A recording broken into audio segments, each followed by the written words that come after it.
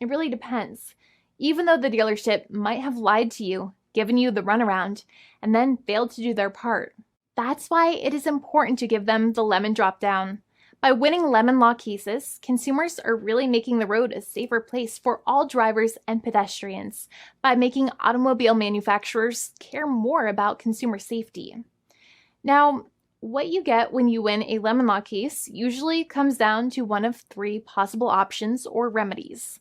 Option 1 is that they might provide you with a replacement vehicle. Option 2 is that they might offer you a refund or what is called a lemon law buyback. Options 3, I will discuss option 3 a little later on in this video, and it is an important option you should know about as well with some real lemon juice. So let's start with the first remedy. Option 1 is that they can provide you with a replacement vehicle, which means you can basically trade your car in for a different vehicle, but there are some important things you should know about this option. The replacement vehicle should be a vehicle of similar value. The replacement vehicle should usually also be a vehicle from the same manufacturer with similar MSRP cost. It's crazy that many times, even though you really don't like dealing with that dealership, you might have to get a second car from the same manufacturer, even though they have lied to you and given you the runaround or given you a hard time. But there is another option with this as well, because year after year, the cost of vehicles might go up and the new vehicle might cost more. That price jump can make it difficult to get a car with the same MSRP price. Even though your car was a lemon, you might still have to pay that extra cost for the new and now more expensive vehicle. Thankfully, there is option 2, which allows you to get a refund through a lemon law buyback. But one of the problems with a buyback is that sometimes you might have to have a trade-in vehicle, and you might have still been required to pay more money on that trade-in vehicle. And when you got your new car, the dealership might have rolled over the amount you still were supposed to pay on your previous vehicle into the calculation of your new vehicle. In other words, you might have been upside down on the finances of your new vehicle. So sometimes you need to pay for that difference in order to get out of the car. And a lot of people find it extremely weird that they have to pay money in order to get out of the defective vehicle. But many times that's how it works. Now, in a lemon law buyback, if you get a lemon law buyback, you usually get back what you paid. You may have bought the vehicle in a one lump sum all at once, or you more than likely had a finance or lease plan. What you usually get back is the money that you actually paid. Your hard-earned money that actually left your pocket and went straight into the pockets of the manufacturers. So think about it for a second and try to calculate about how much you paid. Think about the down payment and also add up all of the monthly payments that you have made for your car so far. It can add up to a lot of hard-earned money. In some cases, it can add up to $30,000 or more, but every case is different. Even though they accept that their vehicle is a lemon, many times the manufacturers still try to pinch pennies and also nickel and dime their customers.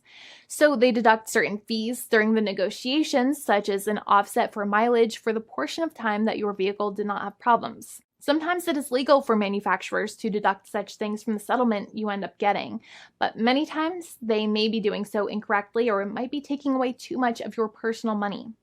Having a powerful negotiator and experienced attorney by your side can be very helpful. In addition, most lawyers do not charge you out of your own pocket for their attorney's fees and court costs.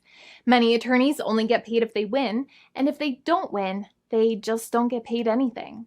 Lots of attorneys spend their own money on your case, and the attorney might never get the money back.